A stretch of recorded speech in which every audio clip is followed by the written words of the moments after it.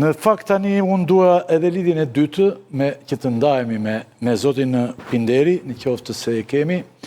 Zoti Pinderi dhe një herë mirëmbrëma, mirëdita. Ju jeni mbështetës si kësaj proteste. Ishini gjërat nga larg në fakt, por jeni mjaft i përfshirë në këtë që po ndodh në Shqipëri. Qartë të shkurt sakt, pse mbështesni këtë protestë? Çfarë mendoni se mund të arrijë ajo? Unë, si të gjithë shqiptarët, që më besoj si shqiptarë përballë një rrezikut përbashkët na bashkojnë më shumë gjëra se na ndajnë, po si shqiptar që jetoj larg, kam dashur që të kuptoj çfarë është ndryshe këtë herë, çfarë po ndodh. Sepse qartazi ka shumë gjëra ndryshe. Edhe më pëlqen që ta orientoj veten edhe në një botë kuptim teorik që është përgjithsisht është i majtë, edhe unë jam krenar që jam i majtë, edhe jam entuziast që në fund edhe në Shqipëri po ndërtohet një forcë social-demokrate për herë të parë. Dhe si në orientimin tim unë shikoj që ndryshimi kërkon dy kushtet themelore. Një kusht i madh, dhe ky referohemi së djesi John Holloway, një kusht i madh i rëndësishëm është njerëzit të bëhen bashkë për të denoncuar padrejtësitë. Edhe ky ndonjëherë është një moment i ngarkuar emocional që ngjan me një ushtim të fortë. Po ndonjëherë të jesh i aftë ta artikulosh padrejtësinë nuk mjafton nëse nuk ke dhe shpresë. Dhe shpresa, besoj unë, është ai kushti i dytë themelor që për fat të mirë këtë herë nuk mungon në Shqipëri. Besoj se ajo që është e re është fakti që ky ekosistem shprese në shoqërinë shqiptare, më në fund ka gjetur forma dhe ca katalizator për të bërë bashkë. Po shpresa është një shpresë për që të jep ty mundësinë ta përfituosh të ardhmen, dhe është dhe një lloj shpresë tjetër që ndonjëherë ndodh kur punët kanë ardhur aq keq sa njerëzve u duhet shpresa si një mjet për të bërë barë edhe për të rezistuar deri në fund. Unë besoj se kemi një ushtim të përbashkët që furnizohet nga shpresa të ndryshme, edhe tek këto shpresa, te forma e këtyre shpresave mund të pikasim atë që sot e quajmë Shqipërinë e re.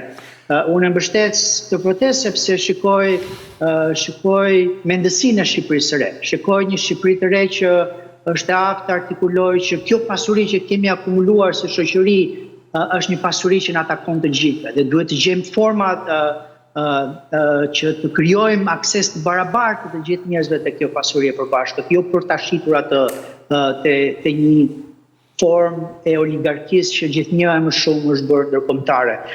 Shikoj aty artikulimet e para të një pakënaqësie që është një pakënaqësi ndaj 30 e kusur viteve të skaluarës, që ka të bëjë kryesisht me ato politika neoliberale që janë ndjekur qoftë nga Partia Demokratike, qoftë nga Partia Socialiste, po e them që me privatizimet e hershme, që me të ashtu quajturën terapi të shokut, që me teori edhe që me konceptet të tipit na duan investimet e huaja për të ndërtuar një turizëm elitar. Unë jetoj në Kanada dhe përfituroja ditët e para se çfarë do të ndodhte me një politikan kanadez nëse do të dilte në publik dhe të thoshte na duhet turizëm elitar këtu në British Columbia, që është një vend i jashtëzakonshëm. Nuk do të guxon, nuk do të qëndronte në jetën publike ai politikan as edhe 2 orë, jo më 2 dekada, sepqë janë politikanët tanë që kanë artikuluar këtë mendësi që nuk i shërben njerëzve, por u shërben pak vetëve. Dhe në këtë këndvështrim, shikoj me entuziazëm që Shqipëria tashmë i bashkohet një ushtime më të fortë ndërkombëtare që kërkon ti thotë ndal asaj padrejtësisë që për fat keq është globale, që në një realitet ku 1% kontrollon gjithë resurset e vendit dhe 99% e popullsisë tjetër shikon veten të rënohet. Zoti Pinderi, kemi parë një shpërthim të ngjashëm vitin e kaluar në Serbi, të ngjashëm me këtë të Shqipërisë, por ndërkohë ajo vijon akoma. Në fakt, edhe këtu, pas 16 ditësh ne shohim ka një konfuzion. Ka rryma të ndryshme të gjithçka më thënë, aty vjen gjithkush. Por ndërkohë duket se kjo ndërton një farë kaosi. Dhe duket që ky duhet ketë edhe një institucion politik sipas meje, ndoshta gaboj e dita. Ju keni patur një replik me analistin Bushati për lëvizjen bashk. Pse e thash fjalët e para?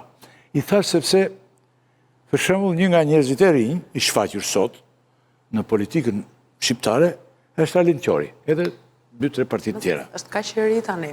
Ai thot, po i ri është tani se po të jetë i vjetër dhe Arlind Qori, këtu pastaj bie që këta janë 800 vjeç Sali Berisha me. Ja një minutë.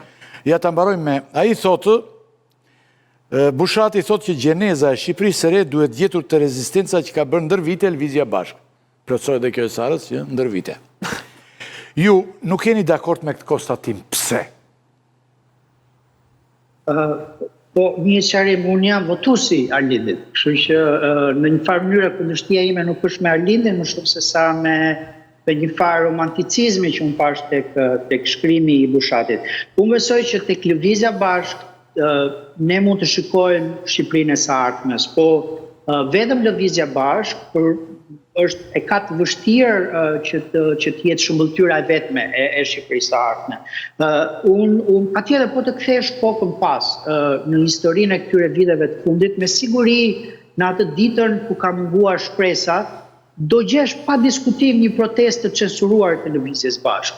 Dhe unë jam i sigurt që Lëvizja Bashk e ka brenda vetes edhe ushtimën ndaj padrejtësisë edhe shpresën për një Shqipëri të madhe. Po nëse ne vendosim vëmendjen tonë vetëm tek Lëvizja Bashk, kam frikë që e mitizojmë pak më shumë se ç'duhet atë dhe ndoshta e fshim në fakt edhe kontributin e njerëzve pa fytyrë dhe pa emër që këto vitet të vështira të Shqipërisë sërish kanë luftuar dhe sërish kanë gjetur forca për të rezistuar, ndoshta edhe në mënyrë anonime.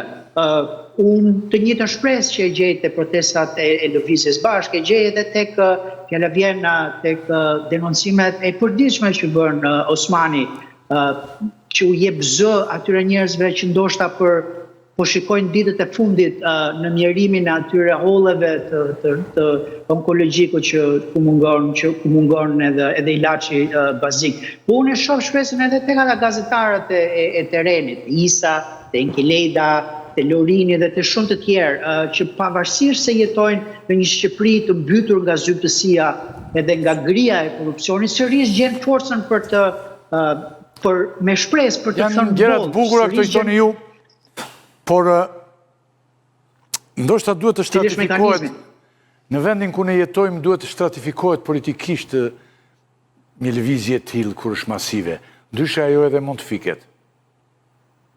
Pa diskutim. Unë jam plotësisht dakord, por ai është një bisedë që ndoshta është më shumë i lidhur me mekanikën se si kjo pakënaqësi do të kthehet në një mundësi reale për të sjellë ndryshimin, por në këtë pikë mendoj që po ndodhen disa gjëra të jashtëzakonshme që nuk kishin ndodhur më parë në Shqipëri, kështu që ja vlen t'i marrim, t'u japim kohën e dur, po ndryshojmë Arlind, një gjë për shkurt nëse ke fare shkurt. Unë jam shumë dakord me zotin Pinderi. Edhe unë këtë ide kisha si ishte një Lëvizja Bashk nuk është pikur rrotull, domethënë edhe nuk është subjekti thua i vetëm shoqëror. Tani po të shkonin tek subjektet politike, mbase të kishim mot kollaj ta thoshim këtë gjë, po pa diskutim kanë merita të jashtëzakonshme gazetar, aktor shoqërisë civile, patjetër, domethënë gjithkush që mban dritë të ndezur në errësirë ka meritën e vet edhe nuk ka vend fare për debat. Bie krejtësisht dakord. Zoti Pinderi, unë të falenderoj shumë. Do të kemi mundësinë të lidhemi, të jemi përsëri në lidhje dhe të bisedojmë bashkë edhe për këtë problematikë. Edhe për këtë me shumë kënaqësi gjë që ka shpërthyer këtu.